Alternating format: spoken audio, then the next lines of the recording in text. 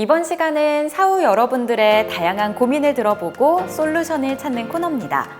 누군가에게 털어놓기도 힘들고 누군가와 이야기하기도 힘들었던 여러 고민들을 함께 공유하고 마음을 나눌 수 있는 시간인데요.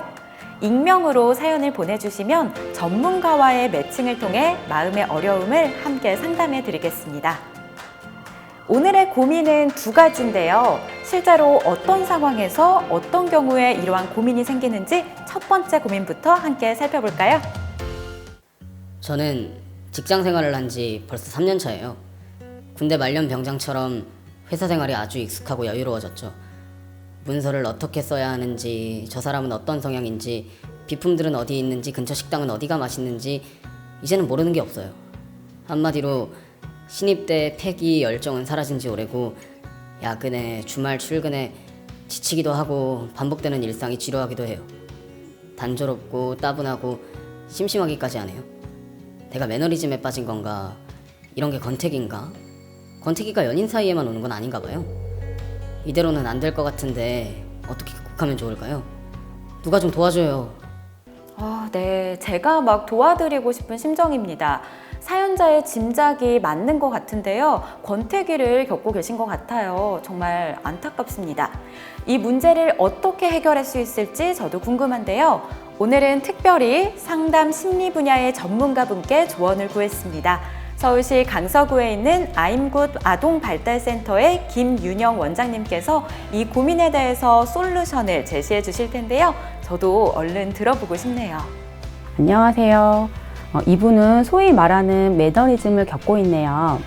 매너리즘이란 항상 틀에 박힌 방식을 취함으로써 신선미와 독창성을 잃는 일인데요. 단순하게 이야기하면 딱히 원인 없이 일을 하기가 싫어지게 되는 거죠. 잡코리아라는 취업 포털 업체에서 실시한 설문조사에 의하면 직장인 중 98%가 권태기를 겪는데 사연자님처럼 3년차가 2위를 기록했어요.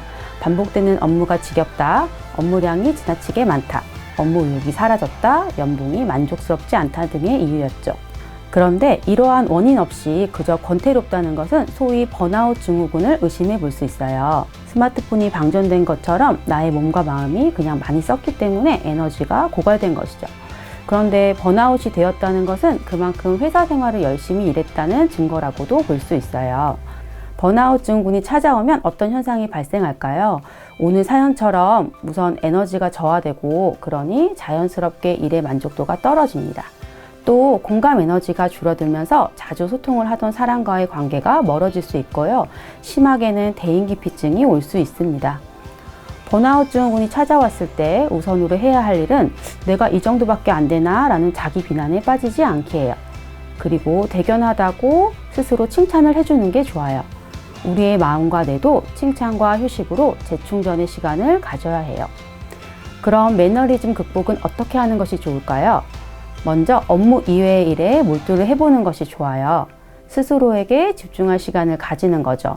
예를 든다면 하루를 정리하는 명상이 있을 수 있겠고요. 만약에 계획이나 목표를 작게라도 달성했다면 나를 위한 보상을 선물해 주는 것이 좋아요. 평소에 가고 싶어 했던 곳으로 훌쩍 떠나서 그동안 고생한 스스로에게 힐링과 기쁨을 주는 거죠. 또 하나는 출퇴근의 루틴을 바꿔보는 건데요. 출근 전 운동을 시작하거나 출퇴근 교통수단을 바꿔보는 것도 하나의 작은 변화가 될 수 있기 때문에 무기력과 권태기를 극복하는 데 도움이 돼요. 이와 같이 노력을 했는데도 오히려 더 악화되고 있음을 느낄 때는 전문가의 도움을 받으시는 것이 좋아요. 직장 생활 하시면서 가끔은 지치고 모두 놔버리고 싶은 생각이 들 때 오늘 알려드린 방법으로 현명하게 극복해 보시길 추천드립니다. 다음으로 두 번째 사연도 살펴보도록 하겠습니다. 안녕하세요. 저는 일폭탄 때문에 고민이 있는데요. 오늘은 또 어떤 일을 주실지 출근을 하기도 전부터 걱정이 앞서요. 저한테만 일이 몰리는 것 같거든요. 상사가 저한테만 일거리를 폭탄으로 주는 것 같은 이 느낌적인 느낌은 뭘까요? 요즘에 퇴근 시간쯤엔 혼자 숨바꼭질 놀이도 해요. 상사와 눈을 마주치는 순간 일거리가 저에게 올 수도 있으니까요. 머리를 책상에 쳐박고 퇴근 시간만 기다리기도 해요. 일폭탄을 저한테만 던지는 것 같은 상사에게 한 소리 할 수도 없고 정말 답답해요. 어떻게 하면 이 상황을 극복할 수 있을까요? 두 번째 사연의 주인공은 자신에게만 일폭탄을 던지는 것 같은 느낌에 상당히 괴로워하시는 분이네요. 이분에게는 어떤 솔루션이 나올 수 있을까요? 두 번째 사연은 일로 인해 상사와의 관계에 어려움을 갖고 계신 사연자분이신데요. 직장 생활에서의 관계의 불편함을 야기시키는 가장 큰 상대가 상사일 수가 있어요. 오죽하면 상사병 때문에 일하기 싫어증에 걸릴 지경이라는 신조어가 만들어지기도 했습니다.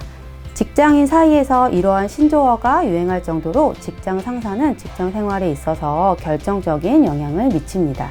사연을 살펴보자면 상사가 사연자님께만 일폭탄을 왜 주는지 생각해보면 좋을 것 같아요. 가능한 설명으로는 첫째, 업무 처리 능력이 탁월해서일 가능성이 있어요. 상사들은 업무를 잘 해내는 사람들에게 일거리를 자꾸 주는 경향이 있습니다. 일을 많이 받는 것은 사연자님을 신뢰하고 있다는 증거이기도 해요. 둘째, 업무 한계를 잘 모르기 때문일 수도 있어요. 한마디로 한계를 체크하기 위해 일을 계속 주는 것이지요. 셋째, 상사의 움직이는 동선상에 사연자님이 앉아있으니 업무를 주기가 쉬울 수가 있어요. 마지막으로 네 번째는 사연자님의 능력을 키워주기 위해서일 가능성이 있어요. 결과적으로 봤을 때 상사들은 일을 믿고 맡길 수 있는 직원에게 일을 주는 긍정적인 원인이 있을 가능성이 높아요. 그런데 여기서 문제는 사연자님이 일폭탄으로 인해 너무 힘든 거예요. 따라서 상사와의 면담을 통해 본인의 현 상황을 설명하고 고민을 하는 부분을 솔직하게 말씀드려보는 것을 추천드려요. 그리고 상사가 왜 그렇게 하는지에 대해 직접 물어보세요. 대부분의 이유는 능력을 인정하기 때문이거든요.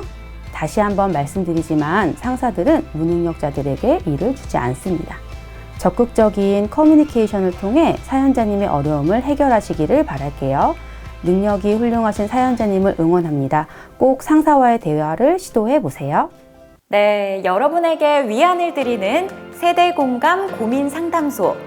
오늘은 두 개의 사연과 함께 전문가의 솔루션도 들어봤습니다. 상담은 그 사람의 눈높이에서 귀를 기울이고 마음을 나누는 것이라고 해요. 만약 마음을 나눌 상대가 필요하다면 세대 공감 고민 상담소 문을 두드려주세요. 동서발전 가족 여러분들을 위해 언제나 활짝 열어놓겠습니다. 그럼 세대 공감 고민 상담소 다음 시간에 또 다른 사연으로 찾아뵐게요.